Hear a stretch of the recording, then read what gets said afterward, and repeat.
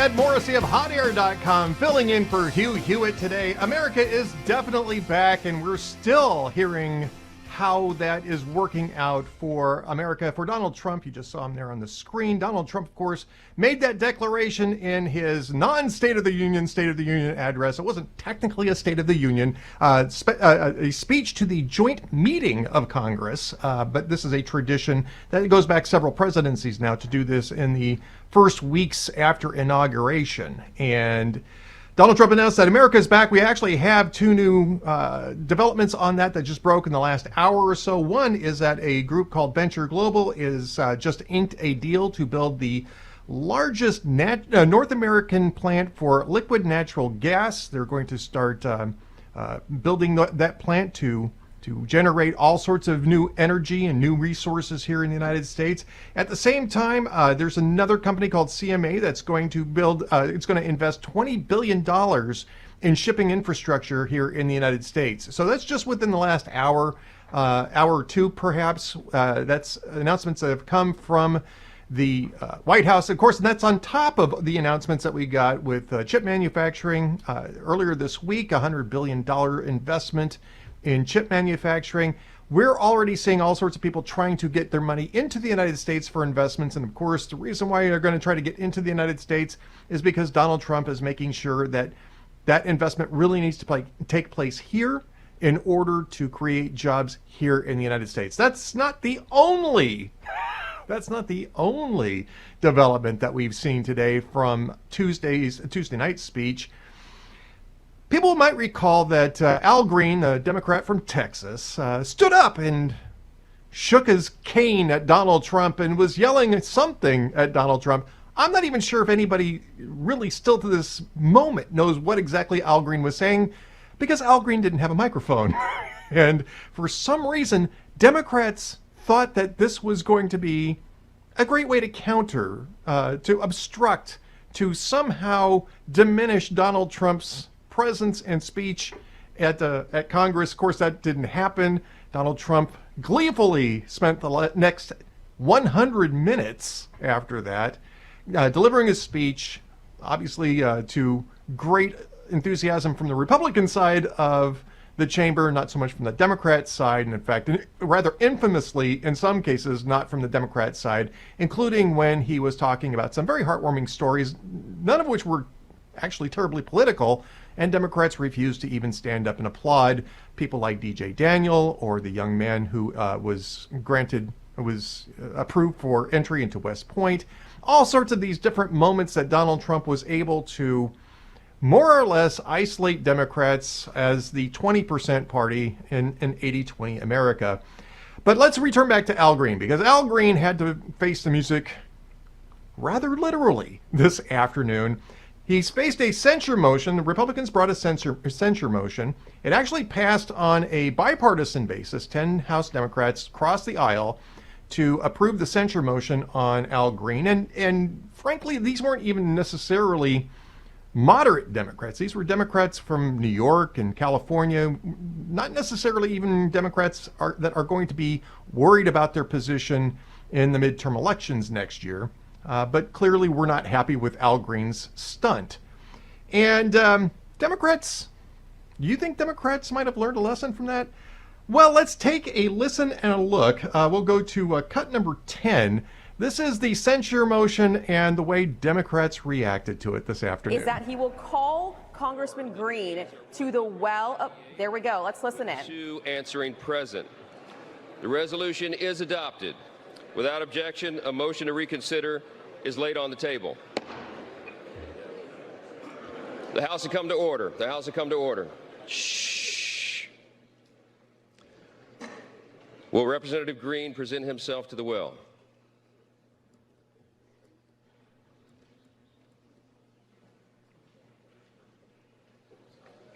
Just to be clear, you have to do this when you're censured. Resolution 189, the House has resolved that Representative Al Green be censured, that Representative Al Green forthwith present himself in the well of the House of Representatives for the pronouncement of censure, and that Representative Al Green be censured with public reading of this resolution by the Speaker.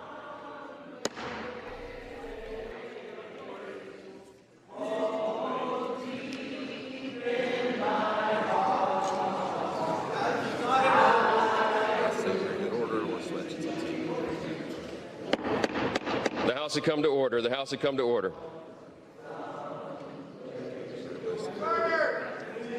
What's it? You want to let him keep doing this, or it's only fair? You want to let him keep doing this The or House what? to come to order. Clear the well, please. Clear the well. The House has to continue its business.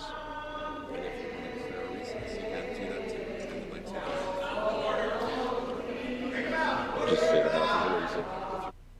You know, basically every person that's saying we shall overcome is a millionaire, right?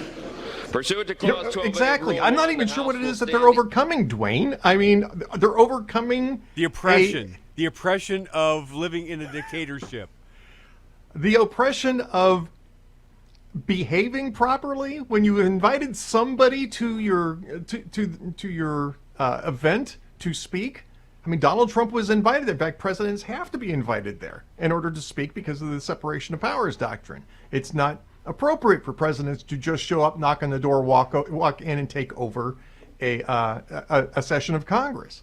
So he has to be invited there, and he was invited there by House leadership. You know, this started off badly, right? House Democrats refused to do the imperial walk. And Dwayne knows this. I hate State of the Union addresses because I feel that the imperial trappings and the obsequiousness of the legislative branch is totally inappropriate for a self-respecting, self-governing republic. Right, and especially for what turns out normally to be a laundry list of spending asks that they're never going to get. Right. It's an overblown campaign speech is what it is, and they treat it as though Caesar has returned to Rome in a triumph. I am making an exception for Tuesday night. I actually really enjoyed Tuesday night. It's the first time I can say that. It was absolutely grand. And the reason why is because the gloves were off. House Democrats were looking for revenge, and Donald Trump was looking for revenge. And what House Democrats failed to realize is that Donald Trump had the high ground. Literally, he was higher up than they were, and he had a microphone, and he had the cameras, and they had paddles. And Al Green shaking a cane. And he had the issues that 85% of the country agrees with him on. You know, and we talk about this a little bit. We're going to get into this, I think, a little bit later on. But, you know, you take a look at how the polling was after this speech, but also before the speech, which is that, you know, Donald Trump was hitting these issues where he's got a solid bipartisan majority of the American public behind him, right? 80-20, 2-1, 75-25 or 80-20, however you want to characterize it. It's super majorities of the public want the federal government to determine laws based on biological sex, not on, gender fluid identities and that sort of thing. They want illegal immigration stopped. They want crime. They want crime reduced. They want police on the ground enforcing laws. These are, at the very least, 2-1 issues. 67-33, if not 75-25 or 80-20. And what Donald Trump did in this speech was really stick to those issues, right? He didn't really get into too far into issues where he may be a little bit of at a disadvantage or it's more evenly split. He was really trying to emphasize the 80-20 aspects, including in the way, in the people that he was honoring later on in the speech. I was actually a little surprised that it took him that long to get to it in the speech, right? And basically what he was doing is he was walking them into a box canyon. Yeah. He led them right into a box canyon where they had to protest the types of positions that 80% of Americans are at, or 75% of Americans are at, sitting on their hands, glowering, holding up the stupid little paddles, or trying to shout Trump down from the cheap seats. Excuse me. He gave him a chance at the very beginning to join him just for one night, knowing that they wouldn't. He knew they wouldn't. And when they didn't, he basically forced them to choke on normal for about the next 90 minutes. It was great. Well, I mean, and it started off, they wouldn't even walk down the aisle with him, right? Right. They refused to walk down the aisle with him, which is part of the normal protocol, is that you have members of both parties in both chambers. Right. Yeah, usually leadership gets the honor of doing that. And again, that's part of the stuff that I don't even really like. So it was sort of grand to see them balk at that and then pay the price. All right.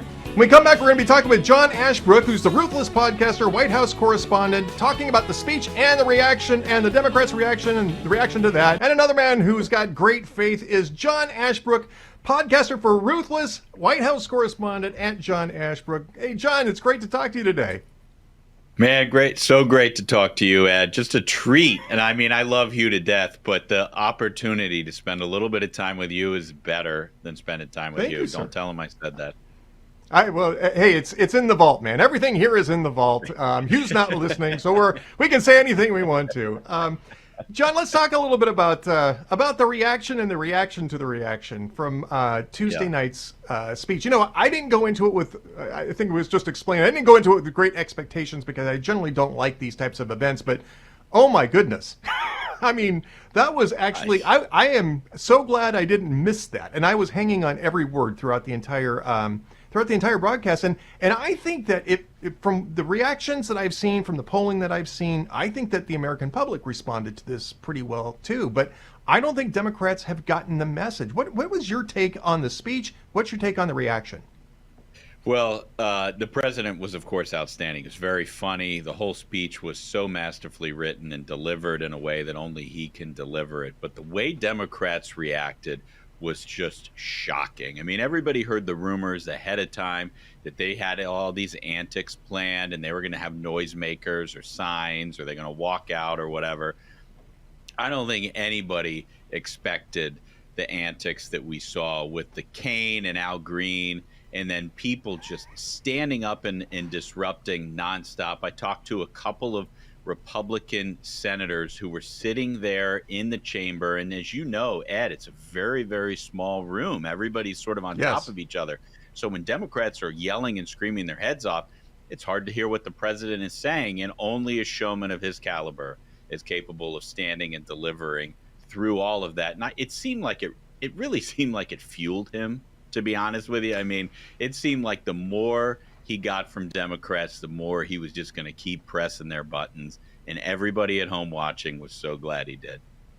You know, John, and I think the reason why is because he is at his best in terms of presence in the rallies, right? The rallies are really what you see the real Donald Trump. He is very extemporaneous. He's good at reading a prepared speech, and that was a prepared speech. I mean, obviously, I think Stephen Miller wrote it, if I remember correctly. And and it was very well written, it was very well conceived. But he's good at being extemporaneous. He's like a stand-up comedian in that sense, and he is not at all fazed at interruptions. He knows how to turn those, like a stand-up comedian, he knows how to turn those things around to his advantage, and I think he was doing that all night long. Yeah, I mean, it really seems like it feeds his energy. You know, it's almost like he was baiting them. And there were so many moments where he looked directly at them, just waiting for them to interact with him so he could just punch right back because he's so much better than they are. And he also knows they don't actually have a response to him. What he is doing is common sense. And we haven't had much of that in America lately because the entire conversation of everything going on in our country has been, until the last couple of years, controlled by the mainstream media and whatever Democrats want them to say. And they don't have a response to Trump because all of a sudden everybody has sort of snapped out of the lunacy that we've seen over the previous 4 years, and they're ready for the common sense. You mentioned the polling. That CBS YouGov poll that showed that 76% of people who watched the speech, of which I think there were 36 million people watching, much higher ratings than Joe Biden had, 76% of the people liked it. And it's no mystery. You know, he's entertaining. He's straightforward. It's very accessible. He reads through the list of all the lunatic programs that the government has been funding. And what are you supposed to do other than laugh? You know, I mean, it's all you can do. Well, John, and again, we're speaking with John Ashbrook, co-host of the Ruthless podcast, at John Ashbrook on Twitter. John, part of this, I think, is that they just aren't wrapping their minds around the loss, right? I mean, I think that they are still on the same strategy that they've used with Trump really for a decade, but I'll just limit it to the last couple of years where they tried to disqualify him and tried to convince Americans that he should be disqualified from the political process. And I think that that's part of what leads it up into what happened on Tuesday night, is that they didn't want to participate in the walk down the aisle. We were just talking about, Dwayne and I were just talking about that. They were going to shout him down. They were going to do the noisemakers. Those are things you do when you want to silence somebody and otherize them and exclude them. And they just tried this for 2 years, and the American public weighed in on that, right? I mean, we had an election over it. Right. He ended up winning the popular vote as well as the Electoral College this time. Right. When do Democrats get the message? Do you think that they're going to get the message while Donald Trump is still president? You know, Ed, that is a question they're asking themselves. I talked to a guy yesterday, last night. He said that he had lunch with some moderate Democrats yesterday. So we're talking like the morning or lunch after the speech. And he said that these moderate Dems were beside themselves. He said that they told him that they were sort of hiding in the back because they didn't want to be associated with the Jayapals and the AOCs and everybody else. They just wanted to have a routine night and everything else. And they know the political liability they're facing. And I'll just say this, Ed, going back to 2008. This is a time that I know you remember well. You were very active, prolific writer at this time, right when Barack Obama won his election and Republicans were sort of unmoored and they weren't sure what to do. Everybody was mad about the McCain loss. Everybody's mad at each other. Everybody wanted to fight Obama. But what Republicans did at the very beginning of the Obama term was resist the temptation to attack on every little thing and look like clowns. And what was the benefit of that? The benefit of that was as soon as Obama rolled out the stimulus, every Republican knew intuitively that's something we can jump on. And what resulted? The rise of the Tea Party. If Republicans hadn't unified around opposition to something that was absolutely insane, like the stimulus, then there is no chance that everybody else has a chance, will unify and rise up in the way that we saw in the summer of 2009 and with Obamacare. And what Democrats are trying to do, they sound like idiots, and they're trying to attack on every little thing, and then they have all of these, fake responses at these town halls where these House members are going to. They're completely disorganized, Ed, and you know it, and they're messing up because you saw how well it worked when Republicans responded to Obama. And to give them a little credit, it did take them a little time to find their footing, but you're absolutely right. And the reason why they were able to find their footing was because they were grounded in some sort of principled, philosophy. And the Tea Party arose from that. John Ashbrook, we're just about out of time. Really quickly, do we see these antics continue for a while? Do we see the Al Green stuff continue for a while? I think they will. I really do. Democrats don't have another answer. If you look across their party, it is made up of people who are not normal, and they don't know how to talk to normal people. And so I think it's going to last for quite a while. The party of unreality, I think, is a good way of putting it. John Ashbrook, thank you so much for being with us. And of course, at John Ashbrook on Twitter, ruthless co-host, filling in with the greatest radio audience there is. And I really believe that Hugh's listeners are the most generous men and women in the world. On Monday, we reached out to you hoping you would open your hearts and your wallets to help our friends at the Christian nonprofit international relief organization Food for the Poor. In just 3 days, you stepped up to help fill the bellies of boys and girls you will never meet. Kids who, through no fault of their own, were born into extreme poverty. Throughout Latin America, but especially in El Salvador, where children under 5 years of age face hunger and a 25% anemia rate, the only opportunity they have for a healthy life is through lunches they get at school, and that's where you and I come in. Paul Jacobs, one of the spokesmen for Food for the Poor, tells us that any donation you give, whether large or small, will be carefully and efficiently used to help the poorest of the poor in our hemisphere. Working with Food for the Poor means that you're working with a network of pastors and local ministries, partners that are vetted on the ground in El Salvador, that are making sure that they are doing the work. There's no government involvement in El Salvador that is going to basically get in the way of your compassionate giving and those children that are in need. There's now a banner at the top of HughHewitt.com that reads, Feed Their Future. If you click on it, I have a message of hope for you. And remember, this is not tax dollars from Washington. It is a 100% voluntary opportunity for you to be the hands and feet of Jesus, helping hungry boys and girls born into abject poverty. A $100 one-time gift provides life-altering nutrition for an entire year for one child, or $200 offers the same blessing for 2 kids for the next 12 months. And the project supports hundreds of farmers and food producers and strengthens local food production so families can stay in their native El Salvador rather than migrating here to the U.S. So please just go to HughHewitt.com and click on the Feed Their Future banner at the top of the homepage. Or you can phone your generous gift to 855-359-4673. That's 855-359-4673. If you're driving or just not online, you can just text the word Hewitt, Hewitt, to 51555, that's 51555, and we'll send you back a link to join the campaign. Whichever way you reach out, I hope you'll join Hugh Hewitt as men and women just like you all over America step up to help our friends at the Christian nonprofit international relief organization, Food for the Poor. It's a great effort, and Hugh's doing a marvelous job in leading this, and I'm just happy to be on board for that. While we're talking, let's talk a little bit about health here in the United States. With President Trump making massive strides in his first month of office alone to deliver on his campaign promise to make America great again, it's clear his administration is committed to driving down costs and unleashing prosperity across our country. But Big Pharma is standing in the way. They raised prices on over 575 brand name drugs in January alone, blocked competition, and spent millions pushing overpriced meds on hardworking Americans.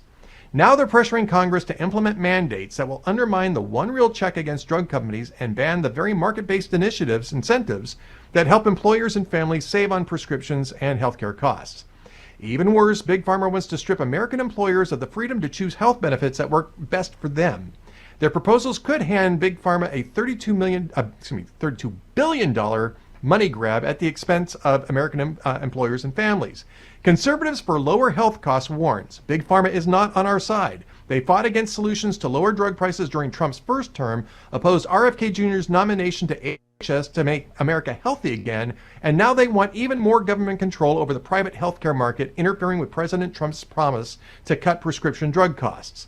Big Pharma is no friend of the American people. Go to pharmawindfall.com to demand fair healthcare practices, protect the private market, and fight Big Pharma's greed. Congress can put a stop to this. You can make a difference. Let's fight back. Visit pharmawindfall.com today. We were talking with John Ashbrook earlier and about whether or not Democrats are going to learn a lesson from this. Let's talk a little bit about the lesson to be learned in brief, and then their first apparent reactions to it. Harry Enton was talking about this last night, about what happened on Tuesday night and why it is emblematic of where the Democrats are right now. Let's go to cut number 4. Thank you, Anna. There's a reason why congressional Democrats have like a 20% approval rating, and even amongst their own party has like a 40%, the lowest Quinnipiac has ever measured. And I think last night and sort of what's been going on over the past few months is a gosh darn good illustration of that. Agreed. Yeah.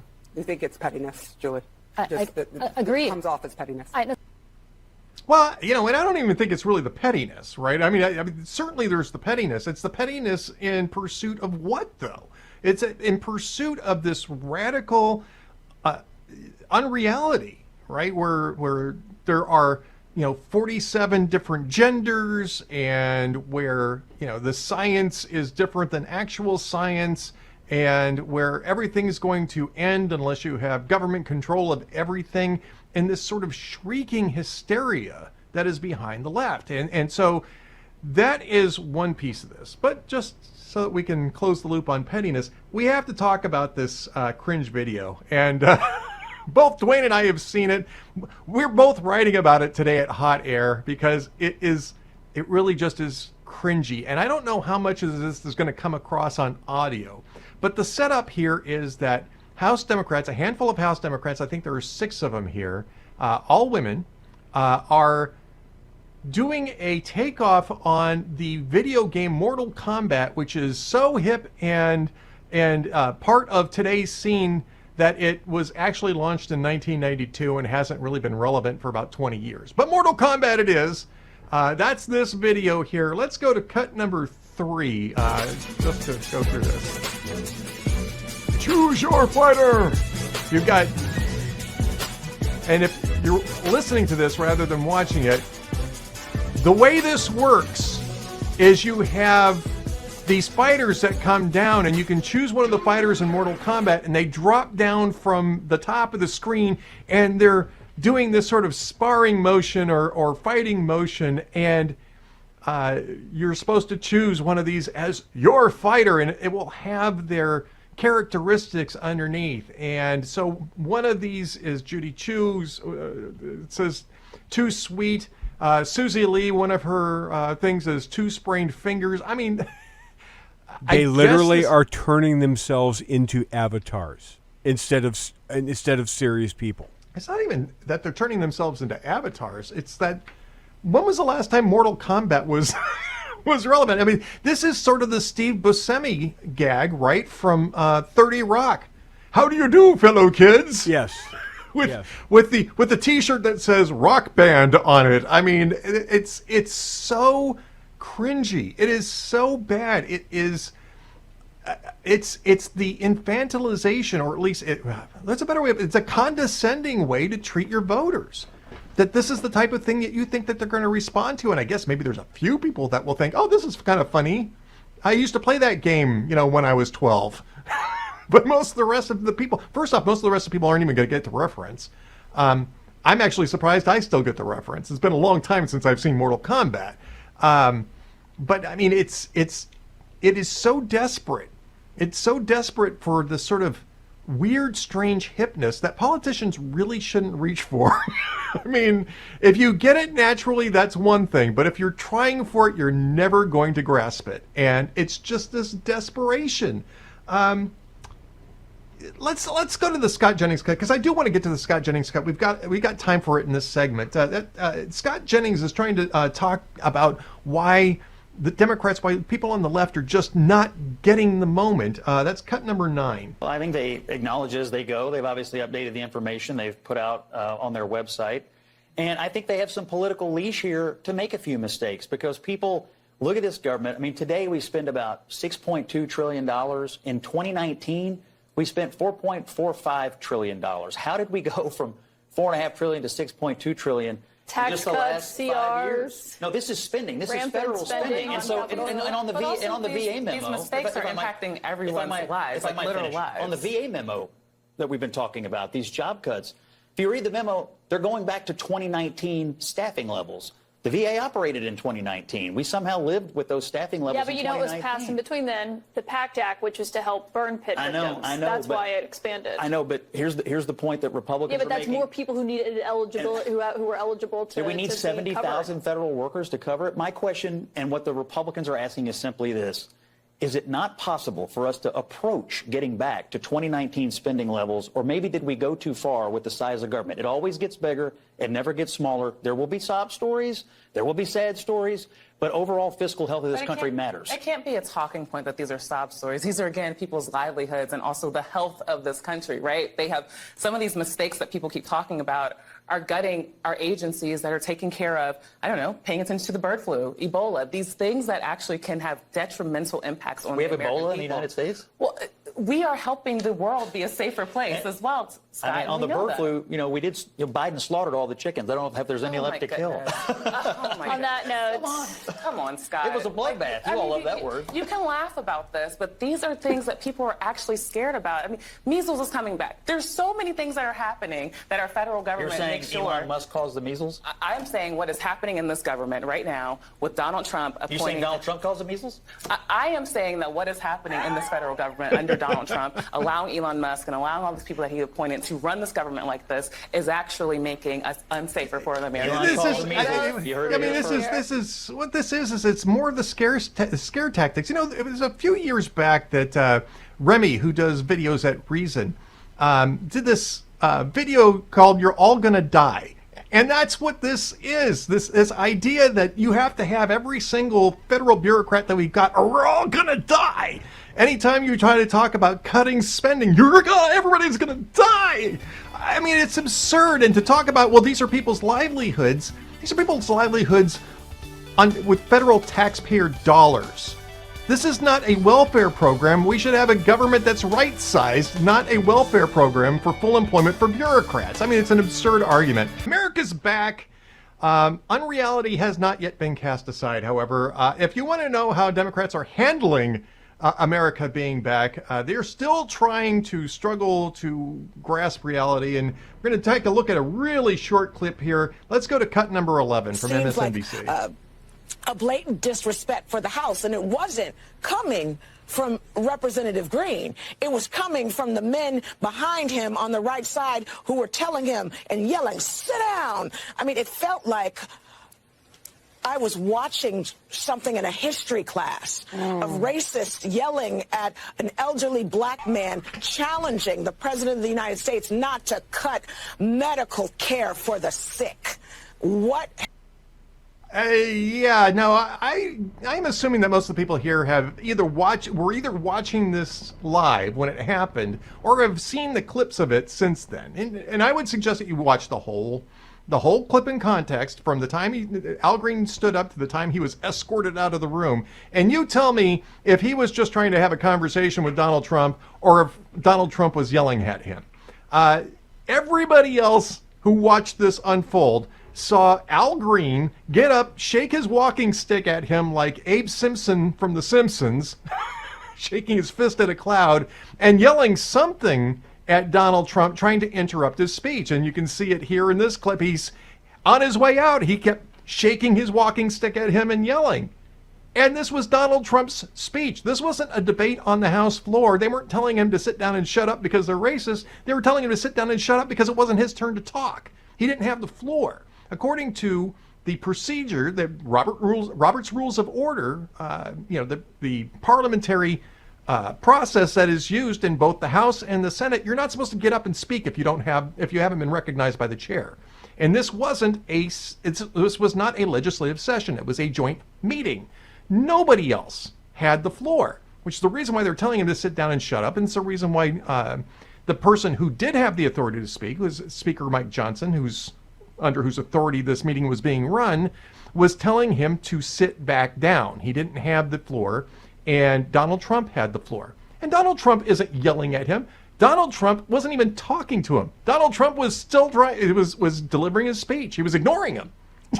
and I think that might be what angered Democrats most, is that Donald Trump was laughing at him and ignoring him. Because he was Al Green was a ridiculous figure, waving that walking stick around and yelling something when he wasn't even mic'd up. And this is the whole Democrat pay-as charge strategy, right? They went right after the Republican line on the high ground and marched right in and got annihilated, politically annihilated. It was a disaster for Democrats. And to have this person go on MSNBC and say, it was racism. That is something that 90% of the people who are watching that are going, you have no idea what actually is going on, do you? We are going to try to get in touch with Tara Palmieri here pretty quickly. We'll bring her on when she's there. But in the meantime, let's talk a little bit more about the messaging that Democrats don't seem to be getting. And I'll tell you what one of my favorite parts of this was of Tuesday night's speech. Besides the America is back, because I mean, that's a great slogan. America's back. And I think when you look at the things that have been happening, that's completely supportable. It's a completely supportable argument that we've turned things around. Within 6 weeks, and this is the biggest part, within 6 weeks, we've completely turned around the situation at the border. We went from having just a deluge of people coming through every single month for 4 years to dropping down to the lowest level of border crossings in the 25 years where they've really been keeping track of those numbers. And it seems odd that they weren't really keeping very close track of them before 2000, but apparently that's the case. And the month of February featured the smallest number of apprehensions at the southern border since Bill Clinton's final year as president. So it's literally since they started keeping close tabs on those metrics. And you can't have a country without borders. Can't have a country without secure borders. And the idea that you're going to have a country where people can just come and go without any sort of vetting or tracking is just we've seen how it worked out. You have all sorts of. We're going to go on with that in the second segment here. But we do have Tara Palmieri on with us now, and I definitely want to talk with Tara. Tara is senior political correspondent for Puck News, and she's on Twitter at Tara Palmieri. And hello, Tara. How are you today? Good. How are you? Thanks so much for having me, Ed. It's such a pleasure to be on the show. Well, it's a pleasure to have you on the show, and we spelled your name correctly. This is a joke because I misspelled Tara's last name consistently throughout the post that I wrote a couple days ago, and discovered it after publication, which is always a lot of fun. You're not the first or the last. Actually, I think my lawyer spells it the wrong way too, and I'm like, and I have to correct him when he puts in a document. Yeah. So don't worry. The problem is that there is another Palmieri, and she's more famous than me, and that is Jennifer Palmieri, Obama's former communications director. That's and she came first, so. But you're going to be more famous than she is, though. You're going to be more famous than she is. Well, thanks for your show. Also, I want to. Can I do a quick little plug at the top? Yeah. I have a new YouTube channel, which you and I talked about. And so for everyone watching this show, please check it out. It's at Tara Palmieri, one I, and you can find some of my work there as well. Excellent. And you contacted me because I had written about your interview with Michael LaRosa at Puck News, which really was sort of an eye-popping interview, right? And then the reason why you reached out to me was because there was a YouTube video and I hadn't included it, and I wanted to make sure that I did. And, I think that the YouTube video is actually more instructive because I got your reaction, which was the same as my reaction to Michael LaRosa's admission, I think is a good word for it, that the Biden White House had been gaslighting Americans, gaslighting fellow Democrats to some degree. I think he was trying to contain that to a certain context. But when he said it, but first off, talk to us about what it was that he said and what it was that you took away from that. Okay, so I teach a fellowship at American University, and I brought Michael in to talk about the power of podcasts and how they were really driving the message during the election cycle, even more so, I would say, than the mainstream news. And Jake Tapper and Alex Thompson just announced that they had this new book out called The Original Sin, and how there was like a cabal, a cover-up at the highest levels to try to, get Biden to run for re-election, even though everybody around him knew that he was not capable of doing that. So here I am, sitting next to a real-life Biden insider, someone who worked not only for them in the White House, but on the campaign trail, was very close with the First Lady as the First Lady's communications director, and frankly, was very involved in the family of it all. He was close to Hunter, and the aides that were closest to the family were the ones that really spent most of the time with Biden and with Jill, who was very instructive in keeping, Biden, I think, in office, or at least hungry to run again. And so I turned to Michael and I said, Michael, I got to read to you some lines from this book. They're saying that there was a grand conspiracy almost to keep his condition quiet and to convince him to run for re-election. And do you think that's true? Do you think there was a cover-up? And he said, I won't go as far as to use the word cover-up, but certainly there was a lot of gaslighting. That word really stuck out to me. Gaslighting. I was like, that sounds about right. Because we all saw it. Even journalists, the public, everyone saw it. 2/3 of the public said they did not want him to run for re-election. And yet the White House kept saying he's sharp as a tack. The guy can run, he can jump, he can do this and that, but he can't do an interview with Norah O'Donnell on the Super Bowl, some free advertising, worth $60 million in free advertising. It just didn't add up. And Michael just said, he said some things too that didn't make it in the video. Unfortunately, of course, the tech cut out halfway through the talk, as always happens, right? Yeah. And so I have some clips that some of the students that were listening to the fellowship had on their phone. But afterwards, I asked him about, Trump blocking the Associated Press from the White House. And while he doesn't think it's a good precedent, he acknowledged, he said, we didn't give Biden access to journalists at all. They never got to go in the Oval. They never got to go on Air Force One and talk to him. They didn't get time with him off the record. Preparations for off the records were hours and hours, and no one even got them. He spoke to maybe 5 journalists.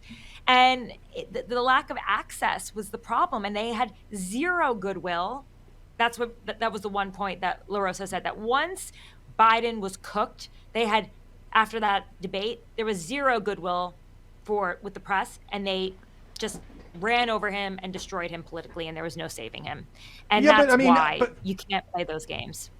But how much of that was zero goodwill, and how much of that was the press covering its own butt? And I mean, this is sort of my point. And by the way, excellent report. I think that the video actually is even stronger than the written report. And I would encourage people to go to Puck News to check that out. And check out my YouTube channel where you can watch it. And the YouTube channel, Tara's YouTube channel as well. Be sure to check that out. But I mean, how much of this is not having any goodwill, and how much of this is the press suddenly deciding that they have to get on top of this story that they've been ignoring, really, for at least most of Biden's presidency? I go all the way back, and I say this repeatedly, to when the Easter Bunny ordered Joe Biden off the rope line in April of 2022 because he started talking to reporters over there. I mean, it became very clear that Joe Biden was not running things, and he was being run. And the press really didn't talk much about this, with the exception of maybe Alex Thompson, who did start reporting on this in 2023, who's one of the co-authors of this book. Right. How much of this is CYA on the part of the mainstream media, do you think? I think there's a lot of CYA. I will say that I had long been writing about the fact, even at Puck, maybe not noticed as much because it's behind a paywall, about the fact that Biden didn't have the support of his own Democratic base behind him to run for re-election, that he was old. He promised to be a bridge. Was he really running? You know, how paranoid Democrats were about the fact that he was consistently tied with Trump despite all of the indictments. Why are they running this guy who is so politically weak? Now, I didn't make any friends because of it. I was never invited to the Christmas party, I can tell you that, while I have other colleagues that were. And yeah, they were no fans of mine. But there were people that talked, I mean, especially after that report from the special counsel, where he said he was a well-meaning old man. And like, that was a really critical moment too. But again, the wave just faded because the party stuck with Biden.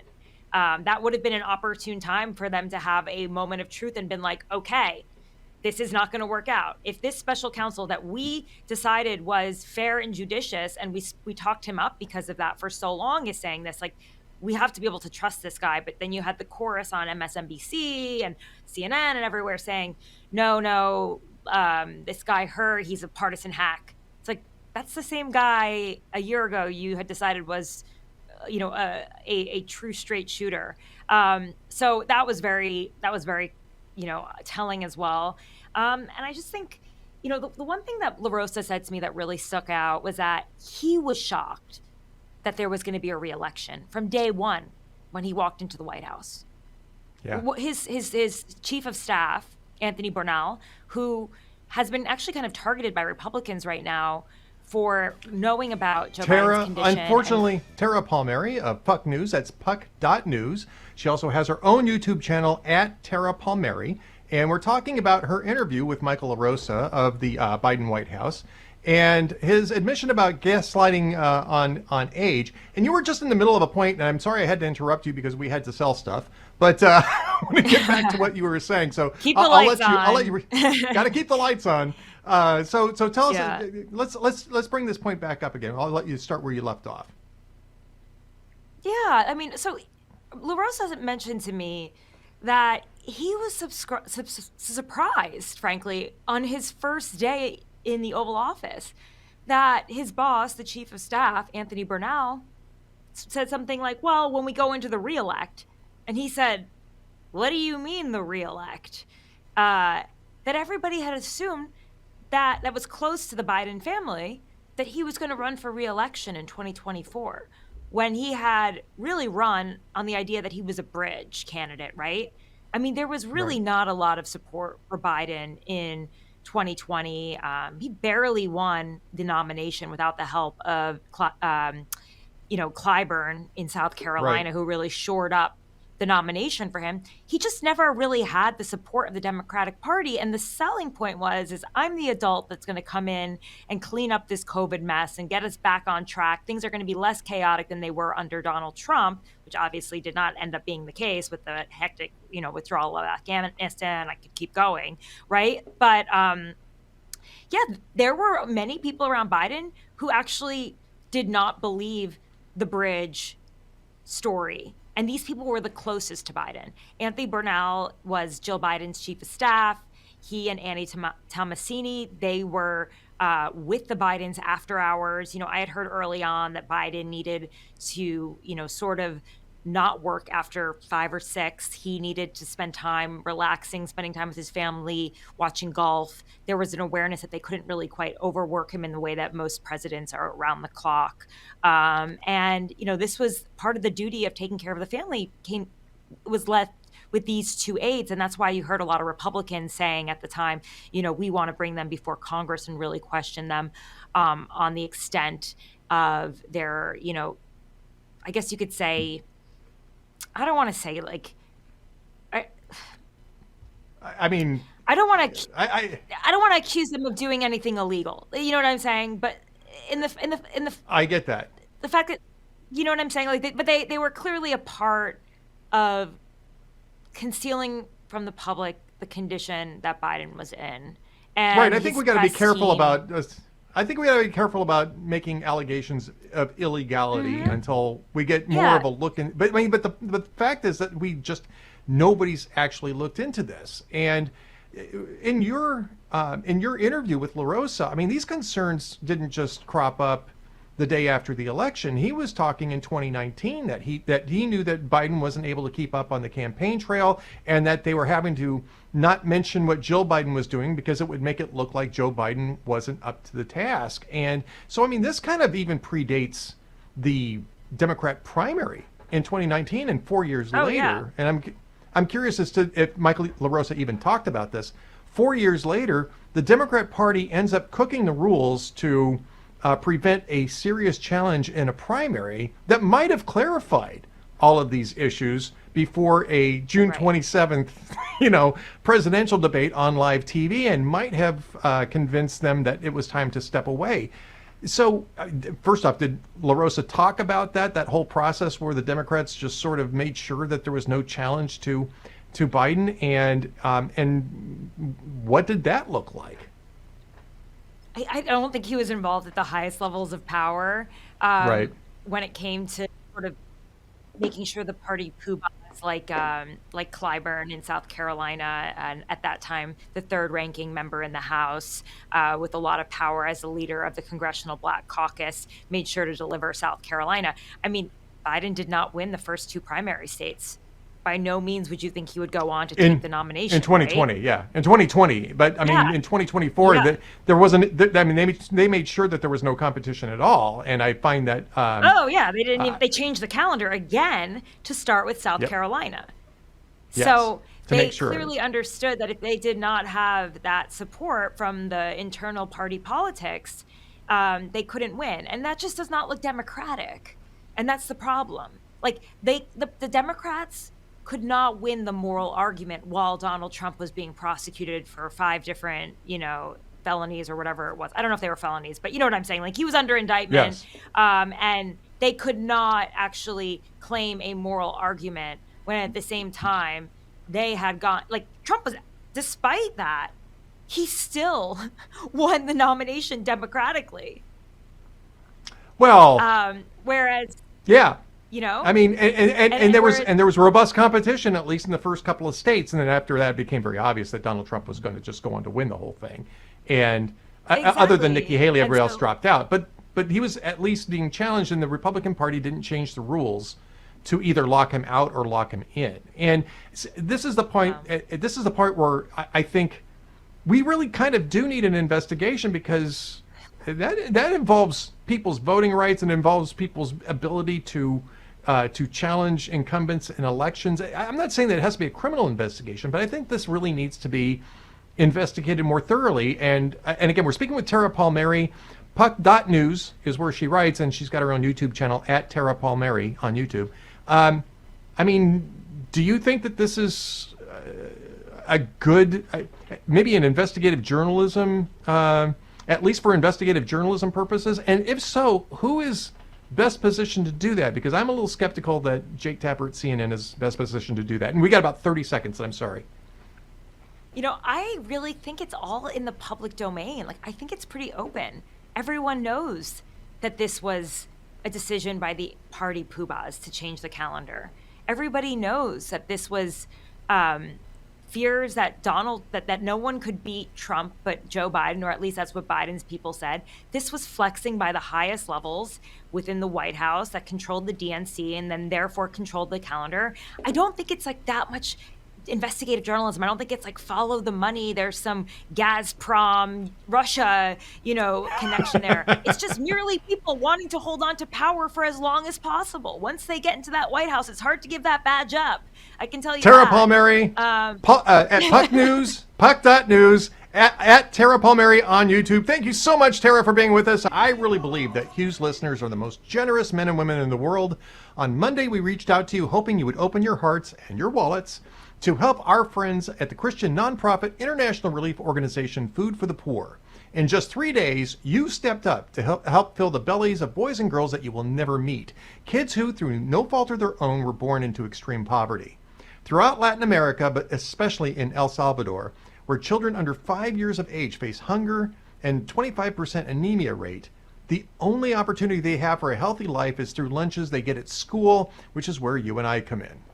There's a banner at the top of HughHewitt.com that reads, Feed Their Future. If you click on it, I have a message of hope for you. And remember, this is not tax dollars from Washington. This is a 100% voluntary opportunity for you to be the hands and feet of Jesus, helping hungry boys and girls born into abject poverty. A $100 one-time gift provides life-altering nutrition for an entire year for one child. Or $200 offers the same blessing for 2 kids in the next 12 months. And the project supports hundreds of farmers and food producers and strengthens local food production so families can stay in their native El Salvador rather than migrating here to the United States. Just please go to HughHewitt.com and click on the Feed Their Future banner at the top of the homepage. Or you can phone your generous gift to 855-359-4673. That's 855-359-4673. If you're driving or you're just not online at the moment, you can text the word Hewitt, Hewitt, to 51555, 51555, and we'll send you a link back to join the campaign. Whichever way you reach out, I do hope you'll join Hugh Hewitt as men and women just like you all over America step up to help our friends at the Christian nonprofit international relief organization Food for the Poor. Great, it's a great opportunity. Another great opportunity is American Federal. There are many good reasons to buy gold and silver, bank failures, and digital currency volatility. And AmFed Coin and Bullion is Hugh's choice for precious metals. If you ask AmFed owner Nick Grovich to simplify the case for precious metals, he'll tell you that when President Roosevelt recalled the gold in circulation and paid people with paper money, they received a $20 bill for a $20 gold piece today. Today, that $20 bill won't even fill half your gas tank, but the gold piece is worth over $2,900. Which one would you rather own? AmFed Coin and Bullion. Nick's been in the industry for over 42 years, and he's proud of providing transparency and fair pricing to build trusted relationships. If you're interested in buying or selling, call Nick and his team at AmFed Coin and Bullion, 800-221-7694. That's 800-221-7694. Also, AmericanFederal.com, AmericanFederal.com. And not to be too much of the foreshadowing sort of fellow that I can be sometimes, but this might actually come up again this hour. You'll have to stay tuned for that, though. We might be talking about investments, in particular the type of investment that you might want to avoid, and instead go over to AmFed. And that'll be a fun little thing that we'll do in a minute. And again, I want to thank Tara Palmieri. I was going to close the loop on something that I was starting to say, and we don't have time to play the cut at the moment. We're going to have Josh Kraushaar come on next to talk to us about the Hamas ultimatum.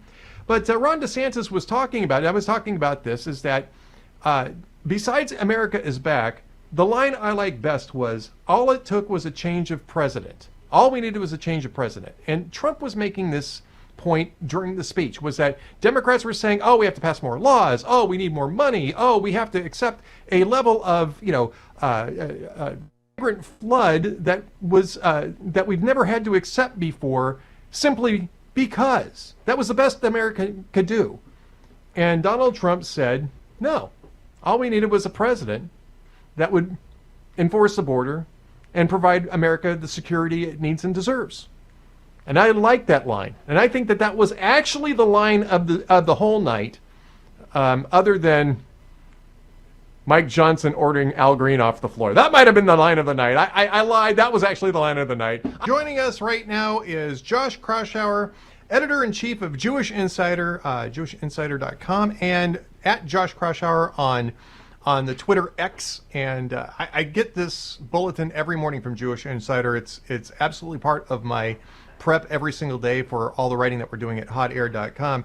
And one of the big stories that we've been watching is Donald Trump reiterating an ultimatum to Hamas that either they release all the hostages, alive and dead, or else. And Josh, this is not the first time he said it. I believe, though, it's the first time he said it as president. I think the first time it was just before he was inaugurated.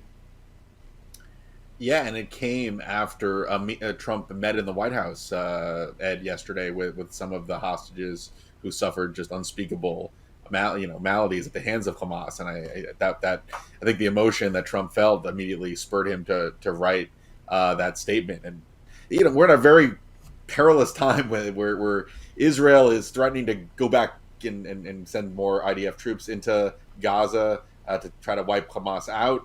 But you also have Steve Witkoff and other top Trump diplomats who are actually directly negotiating with Hamas or have negotiated with Hamas this week. Yes. Without the Israeli knowledge, which is an unusual story. That Trump is certainly putting pressure on Hamas publicly, but there have been some mixed messages from some of his diplomatic team who have, I think it's fair to say that we usually don't speak directly with terrorist groups. And it's hard to, there was a comment that Witkoff made this afternoon, and that I'll read it because I have it right in front of me. He said, are we going to get the hostages home? That's going to require some good, reasonable action on the part of Hamas. It's time for them, I think, to gain some political capital. That's not what Trump said, but it's his top advisor who's really leading these negotiations. So there's a little bit of a mixed messaging going on that's a little hard to square. It's not just the mixed messaging, Josh. It's a complete ignorance or denial of reality. And we were just talking about unreality from the Democrat reaction to Donald Trump's speech. This is sort of a denial of reality. Hamas isn't interested in building political capital. They had 20 years to do that in Gaza. They're not interested in doing that. They're interested in annihilating Israel. And this is what I've been calling over the last several months the Hamas hokey pokey, right? Which is they offer a concession, then they pull it back, so that people will pressure Israel to offer more concessions, and they keep going back and forth on this type of thing. And it works because the West doesn't want to let Israel do what Israel's going to have to eventually do at some point, which is go to total war with Hamas and eliminate this. And, when a president says, do this or else, they may not use the words red line, but that's exactly what this is.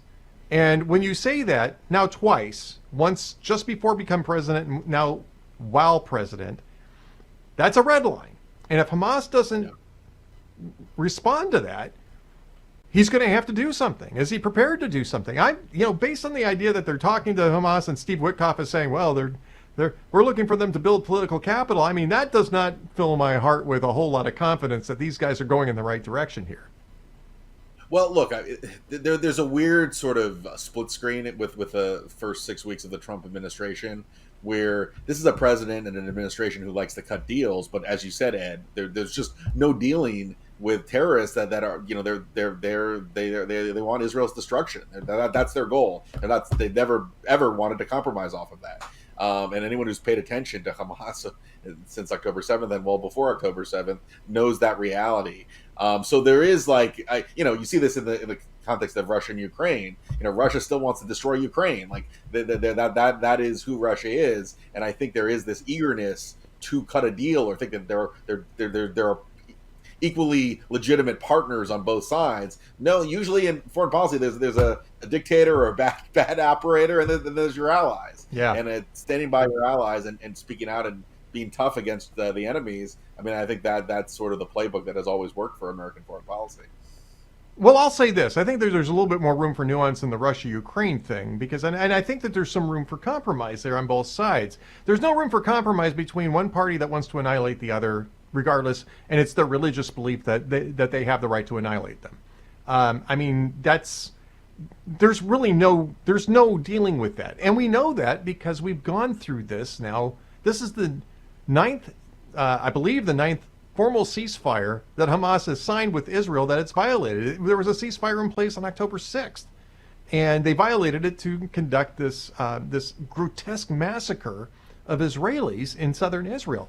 And I mean, I have wondered how much that was going to wake up the Israelis about the issue of dealing for hostages. I'm not necessarily sure that they're learning the lesson, that particular lesson either, and I get why not. And it's a very emotional subject. It's very hard to discuss. But the fact that you're trading 10-to-1 or 20-to-1 to get hostages back is incentivizing what you could call the hostage market in this particular case. Now, that's one thing.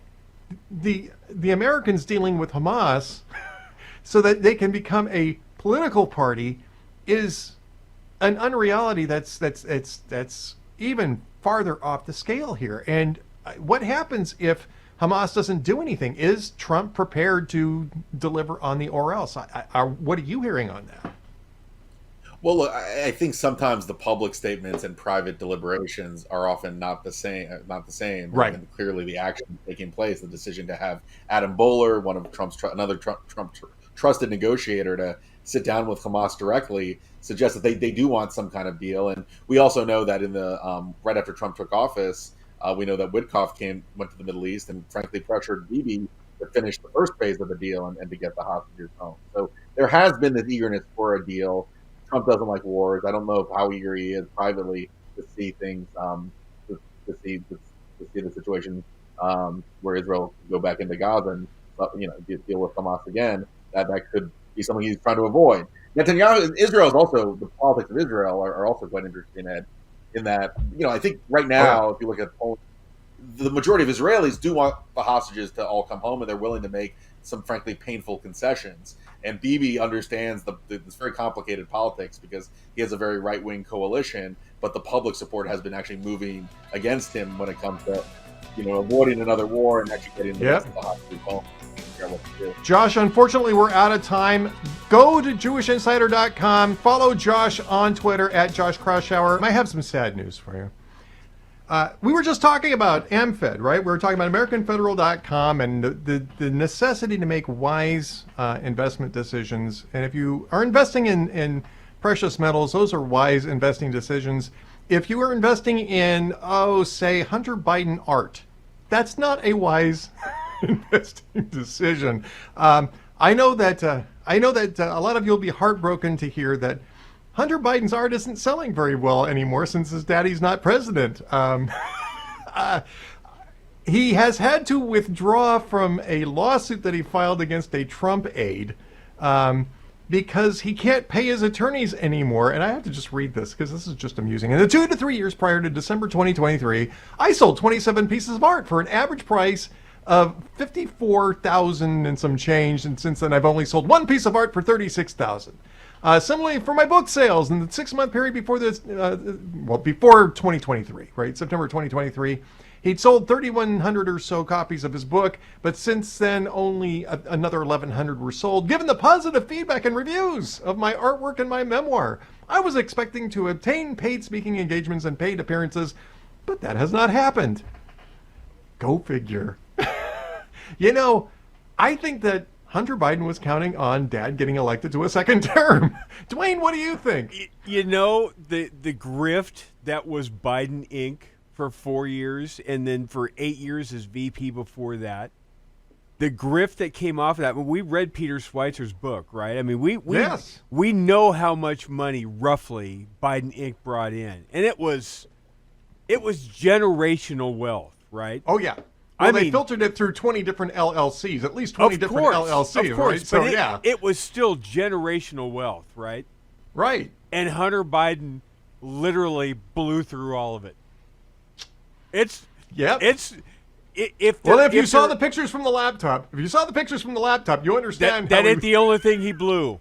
Yeah. Yes. No, we understand that. All I'm saying is that is the perfect legacy to the Biden administration, right?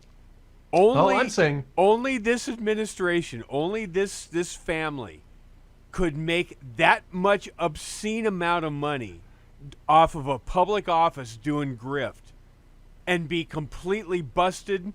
Ray Charles busted broke.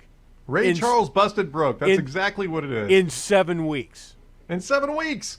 Listen, this is the reason why you should go to AmericanFederal.com to make your much business better investment. way better investment. Much better investment. Way better investment than Hunter Biden's artwork and whatever else. Which Hunter has Biden the resale value now of a 74 Pinto.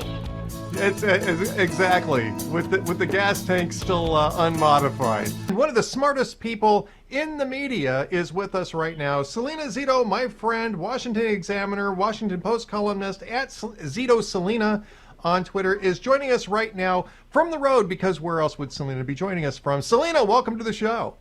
Oh, welcome to having me. You are the hardest working person I know. You just are. You're constantly at it, Selena. And, this actually plays into what we're going to talk about, because, I was watching the sort of State of the Union address. I know it's not officially a SOTU, but the Trump's speech to Congress. I was watching it from the comfort of my own home. I was surrounded by, my wife. And that was it. My wife, my comfort, that was it. You actually went out to take the temperature of people who are watching this. You were at a pub, I believe, right, while you were watching this. I was. I had spent the entire day at an old steel mill in Johnstown, Pennsylvania. Got home in enough time to get ready and go to a local bar to watch it, because I kind of like to watch these things and just sort of absorb the atmosphere and understand how people feel. I usually ask people if they mind if I just sort of talk to them afterwards and where they lie politically. And I don't write about it, but I do learn from it. And so, and everyone that I talked to agreed there was a generous mix of Republicans, Independents, and Democrats that voted for Trump. Some of them robustly, some of them lesser to evil, some of them hesitantly. And then there are Democrats there as well. And it was really interesting to me, because there were times where people jumped up and applauded. I mean, like they're having a beer and they're having like greasy food, right? Really good food, by the way. And it took on this really sense of people were all part of something, whether they liked it or not. They still were part of it, and that was sort of interesting to me. And the women, I mean, when little DJ got up there, oh my God, there's just like tears running down their faces, right? Right. And also when they talked about Lake and Riley's mom, but also, I mean, if people don't know this, Mark Vogel's from Pittsburgh, and so that has a deep cultural connection here to see him there with his mom. We've been with his mom all along since her son has been in Russia for 4 years, and so all of it was, in terms of that part of it, was very emotional for people. But people also were like cheering on the policy. They were happy with the policy, and they were also entertained. And I felt sort of bad for the Democrats, because, they had their heads in their hands most of the time, because they were just. You're talking about the Democrats. You're talking about the Democrats in the bar had their heads in their hands most of the time, right? Yeah, they were really. Yeah. And look, we're talking about normal Democrats, right? Right. People that have are ancestrally Democrat, right? It's something that was passed on down from their parents, and it's part of their identity. And, they were just very embarrassed because that's not a way that they could ever conceive of behaving in their professional lives when they disagreed with a boss, right? Like they put it in that they put it in that perspective, and I think that's important to think about because people tend to put themselves in other people's shoes. And look, there are plenty of us who don't or haven't liked the boss, right?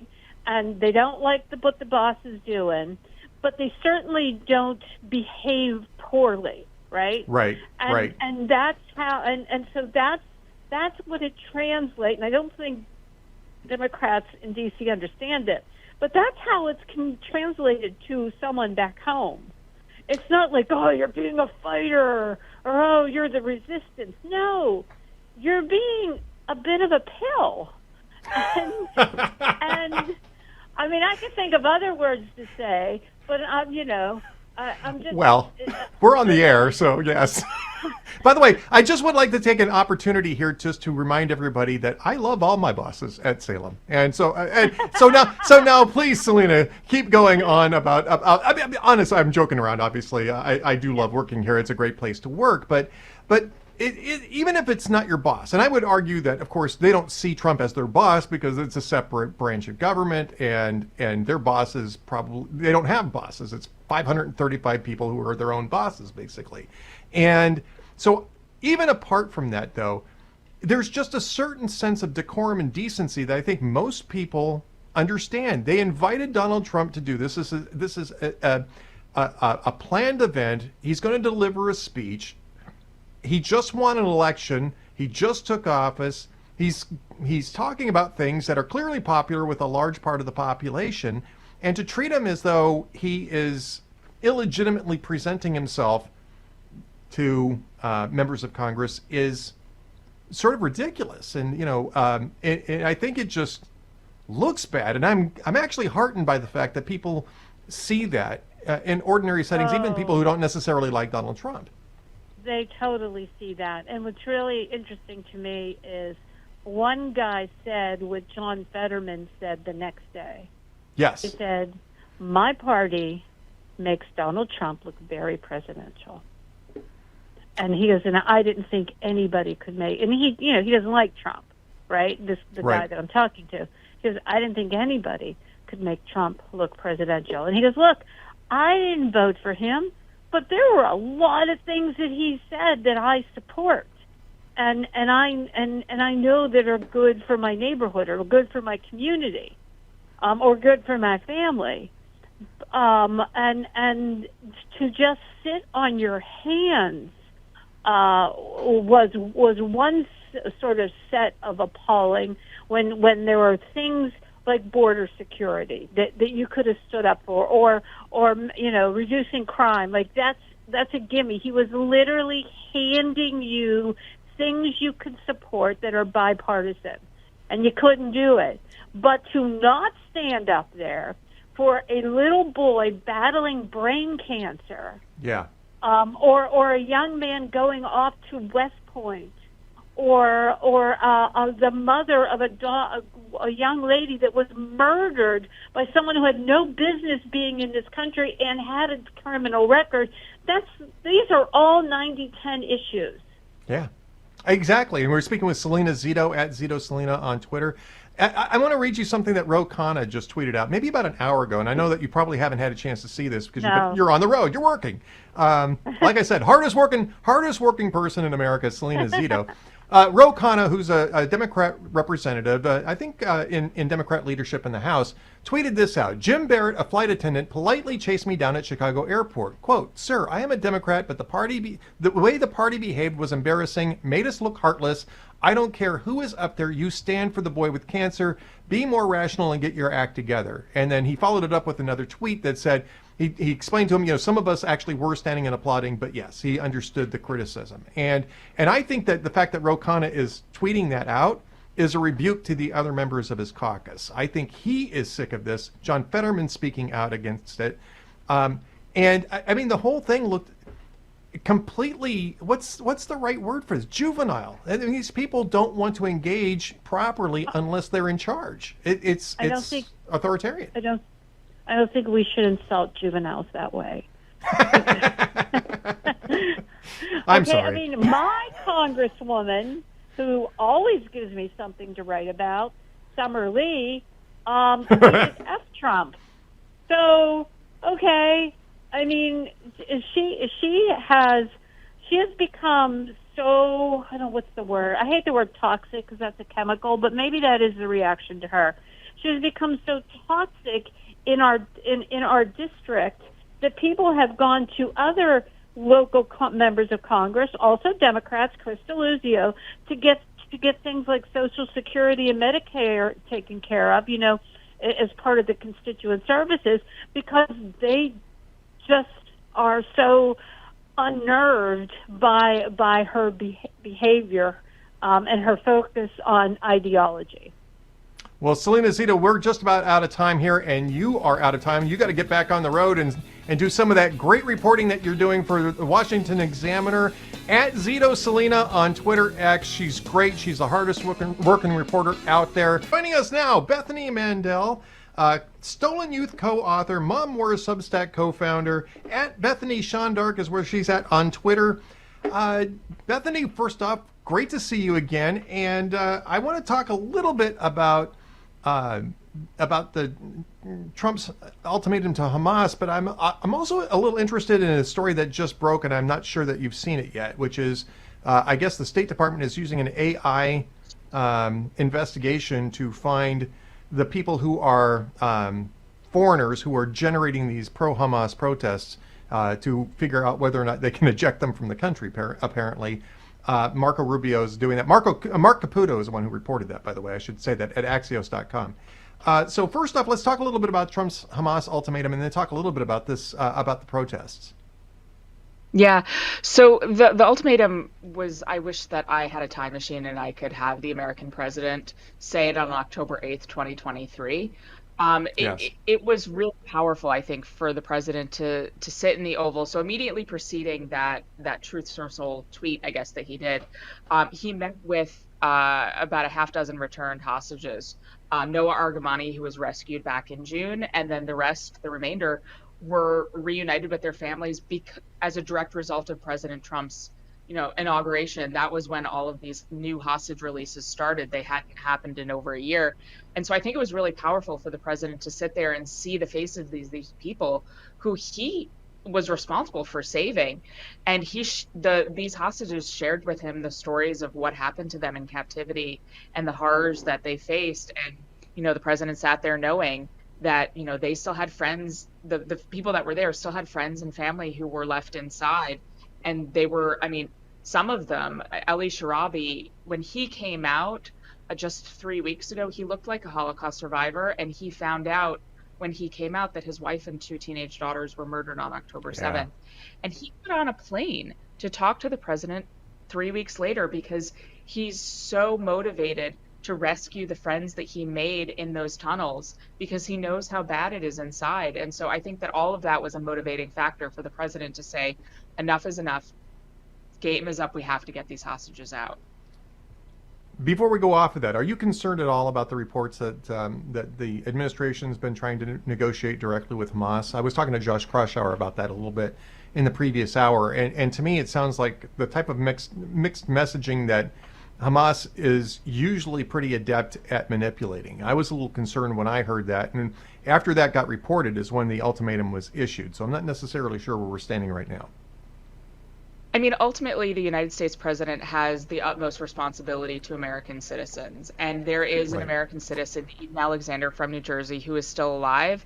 And about 5 Americans' bodies are being held hostage as well. And so, I know Eden Alexander's parents, and I think that no one would begrudge them trying to cut the line in any way to get their son out as fast as possible. But ultimately, the more people that are reunited with their families, the better, as long as the Trump administration is responsible in, its conversations and negotiations with Hamas. But I will say, I'm coming from a lot of good faith because they were able to carefully and successfully execute exchanges over the course of the last month. So, I mean, my hopes are that they will continue that. All right, so Bethany, let's move on to the protests. The protests are starting to get toxic again. We're seeing them in the news again. And I would assume that there was probably some level of protests that were occurring anyway that the media wasn't bothering to cover. And now we have this report from Mark Caputo at Axios that the State Department is actually going to start doing AI analyses of these protests to see if there are visa holders, foreigners, visa holders that are pushing these protests. Obviously, some people are going to complain about freedom of speech here, but Hamas is it's a listed terror group. So if they're actually promoting Hamas, that's an actionable item, especially for somebody who's here on a visa. What are your thoughts on this? So I spoke to a student actually about a week or two ago. She gave an interview, and I was sort of helping her with interview prep before she spoke to the reporter because she was anticipating it might not be a good faith conversation, and she was right. And she shared with me, and I don't remember the name of her school, so I don't want to misspeak, but she shared that there was an incident on her campus about a year ago where a foreign student became physically violent with one of her Jewish friends at one of these protests.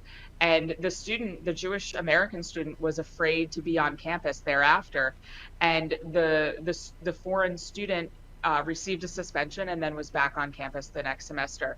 And it was funny because the reporter was like, why do we need this executive order? The student was disciplined. Well, no, under the paradigm of this executive order, that student would be out of the United States. This is why we need the executive order, because the schools are not playing by the rules that common sense would dictate, that if you are here on a foreign visa and violent towards students, you are not welcome on a campus anymore. We shouldn't need the American president to make that statement, but here we are. I guess we do. Well, and I think it's because the previous American president didn't really do anything about any of this, and and in fact pandered to some of the factions that were generating these protests. That's not to say that the whole issue was Joe Biden. A lot of it was the schools themselves, right? Especially the private schools. Columbia prevented the New York Police Department from dealing with this issue for months until they started occupying buildings and had no choice, right? So some of this is on the schools and some of it's on the previous administration. I'm glad to see that they're moving forward and the administration is, but what about the schools? Are the schools learning any lessons, or are they starting to take a lesson from the fact that this administration is clearly going to be more active in enforcing things like Title VII? So it was wild to see Columbia's sort of schizophrenic response, because a couple weeks ago, I think it was about 2 or 3 weeks ago, when students stormed into a Jewish studies class and were screaming about Zionism, there were 2 second semester seniors who did that, and they were both expelled, which, can you imagine? It's like $250,000 just flushed down the drain. And so, there was consequences there. But then now we're seeing, these takeovers again happening at Columbia, which are violent as well. And Columbia doesn't seem to be acting with the same spirit that they had just 2 weeks ago. And to me as a parent, I think it's deeply unfair when I watch this, because the thing that kids need is boundaries, and they need an understanding of these are the parameters, and if you step outside the parameters, there are consequences, and there are predictable consequences. And Columbia is denying their students that right to understand, this is how we behave in the adult world. And they're being the opposite of transparent. They're being really sort of wishy-washy and vague about, this is okay, this isn't okay, and there's no rhyme or reason here. It depends on the context. To quote from Claudine Gay, it depends on the context. And Bethany Mandel, we're out of time, but I do want to thank you for joining us to talk about this. You can find her at themomwars.substack.com. She's also at Bethany Shondark, Shondark, on Twitter. Bethany Mandel, also the co-author of Stolen Youth.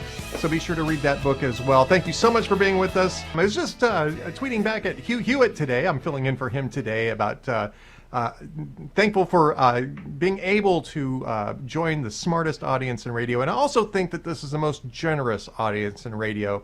the most generous men and women in the world. On Monday, we reached out to you hoping that you would open your hearts and your wallets to help our friends at the Christian nonprofit international relief organization Food for the Poor. And in just 3 days, you stepped up to help fill the bellies of boys and girls you will never meet. Kids who, through no fault of their own, were born into extreme poverty. Throughout Latin America, but especially in El Salvador, where children under 5 years of age face hunger and a 25% anemia rate, the only opportunity they have for a healthy life is through lunches they get at school, and that's where you and I come in.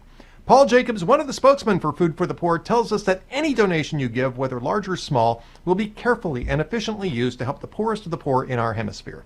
Working with Food for the Poor means that you're working with a network of pastors and local ministries, partners that are vetted on the ground in El Salvador, that are making sure that they are doing the work. There's no government involvement in El Salvador that is going to basically get in the way of your compassionate giving and those children that are in need. There's a banner at the top of HughHewitt.com that reads, Feed Their Future. If you click on it, I have a message of hope for you. And remember, this is not tax dollars from Washington. It's a 100% voluntary opportunity for you to be the hands and feet of Jesus, helping hungry boys and girls born into abject poverty. A $100 one-time gift provides life-altering nutrition for an entire year for one child. Or $200 offers the same blessing for 2 kids for the next 12 months. And the project supports hundreds of farmers and food producers and strengthens local food production so families can stay in their native El Salvador rather than migrating here to the U.S. So just please go to HughHewitt.com and click on the Feed Their Future banner at the top of his homepage. Or you can phone your generous gift to 855-359-4673. That's 855-359-4673. If you're driving or just not online, you can just text the word Hewitt, H-E-W-I-T-T, to 51555, 51555, and we'll send you a link back to join his campaign. Whichever way you reach out, I hope you'll join Hugh Hewitt as men and women just like you all over America step up to help our friends at the Christian nonprofit international relief organization, Food for the Poor. And, you know, the great thing about this is that these Food for the Poor knows how to be efficient, knows how to get on the ground and be efficient. That brings us to my other topic in this segment, which is the American Legislative Exchange Council, ALEC. In the fight to make government more efficient, effective, and accountable, no organization is more committed to that task than our great friends at the American Legislative Exchange Council, ALEC. I'm a huge fan, Hugh Hewitt's a huge fan, and so are thousands of state legislators who rely on ALEC for their research and trusted policy solutions. The fact is that ALEC is helping our state leaders shape America's future, from lower taxes to affordable regulatory to school choice. To learn more about ALEC's work and to keep track of what's happening in our states, go to alec.org/Hugh. alec.org/Hugh and subscribe to their free newsletter. That's alec.org/Hugh. And, you know, that's one thing that I got a minute here. The reason why groups like ALEC are great, and there's others, but ALEC is a really great organization, is because they're focused on what's happening in state legislatures, right? And we're focused on what's happening at the national level because, frankly, there's a fire hose of things happening at the federal level. You know, the Doge thing, there's a news story every hour, you know, maybe every half hour. And it's hard to keep up with just that because, you know, Donald Trump and Elon Musk are finding so much there. But in order to really get on the ground efficiency in government and to make sure that it's serving people rather than being served, you need to have something like ALEC, and you need to be focused on it. Somebody who's focusing on all the different state legislatures and what they're doing. alec.org/Hugh. You can sign up there.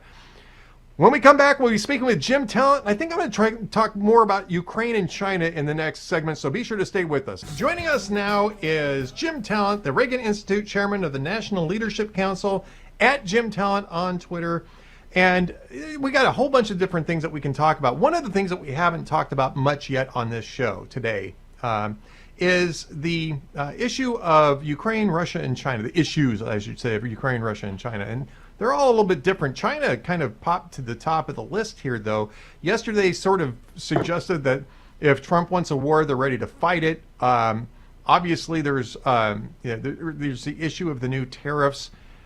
The Wall Street Journal at the same time is reporting that the tariffs and the economic war has China very worried about its ability to keep expanding its own economy. What do you see going on with China? Well, I think the president has returned to doing what he did in his first term, which is both to build up and to use the tools in the national security architecture in order to constrain China. And I think that's why the Chinese are worried. I think they know exactly what he's doing. And insofar as this competition is in the economic domain, then I think the United States has the upper hand. And so the Chinese are now threatening, well, we might move it into the military domain, which makes it all the more important that we carry out the plans of Secretary Hegseth and others, Ed, to strengthen deterrence in the short term in Indo-PACOM. Well, I mean, the Trump administration has moved the strategic chess pieces around a little bit too. I mean, they managed to kick China out of both ends of the Panama Canal.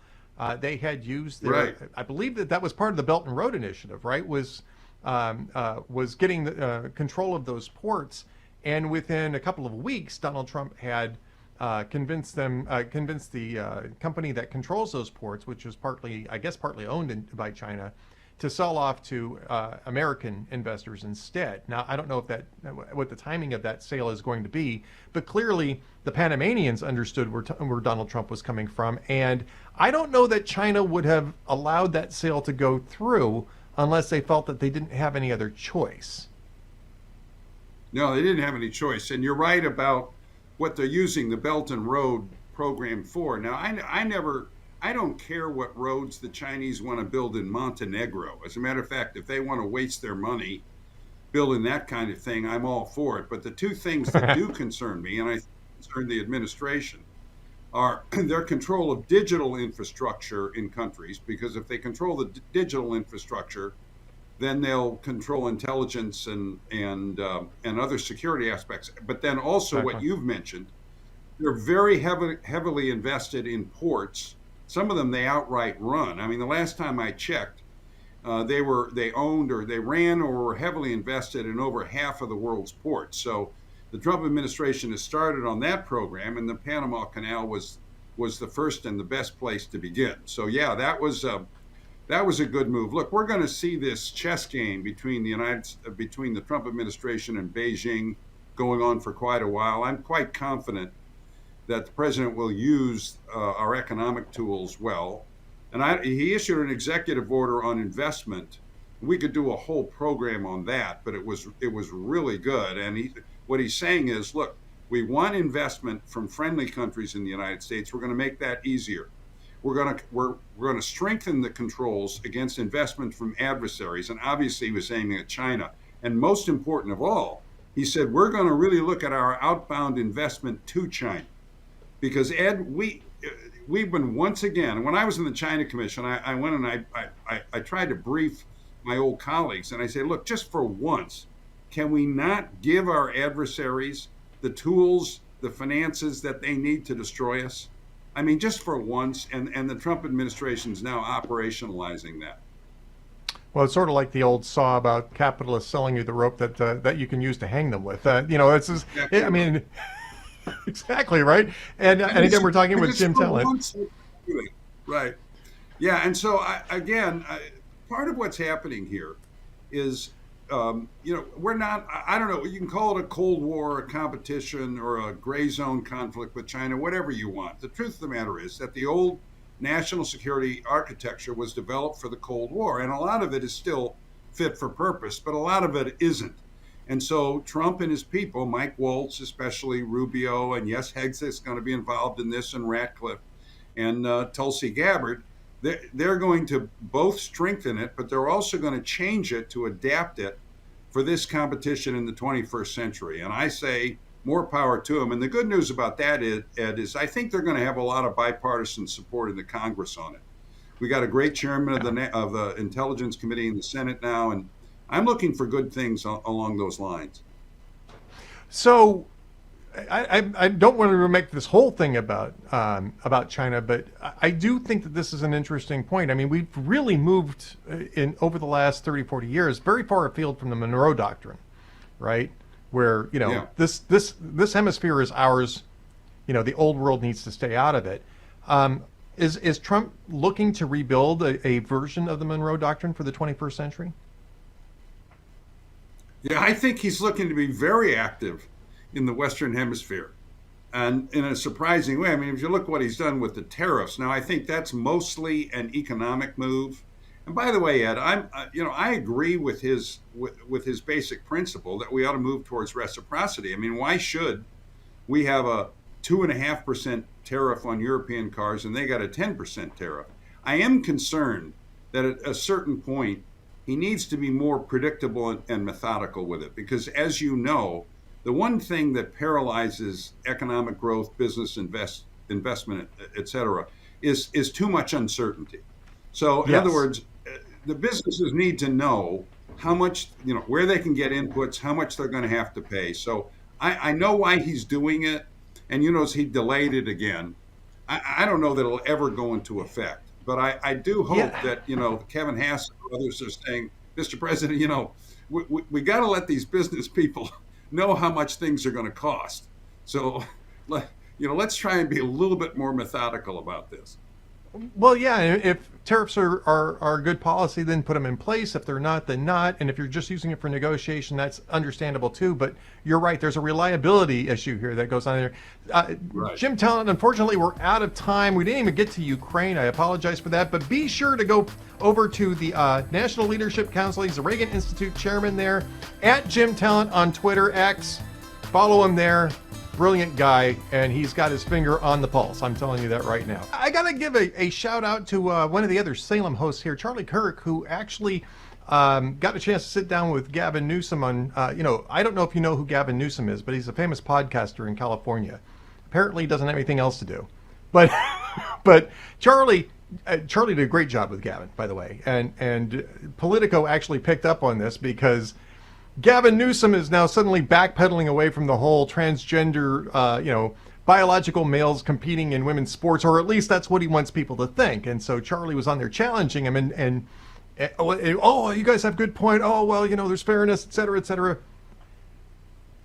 If Newsom was governor, he could probably have done something about that, right? I mean, I don't know. Maybe he should try being governor for a while. He was telling Charlie Kirk, oh, well, there's this 2014 law that Jerry Brown signed. That's the reason why we have to let, biological males compete in women's sports. And it's like, golly, if Gavin Newsom had an opportunity to be governor, maybe he could go to the legislature and say, maybe we should repeal that. I mean, I'm a little mystified as to what Gavin Newsom actually does for a living. I know darn well what Charlie does for a living. Charlie Kirk is a fine radio host, and he's doing a great job here at Salem.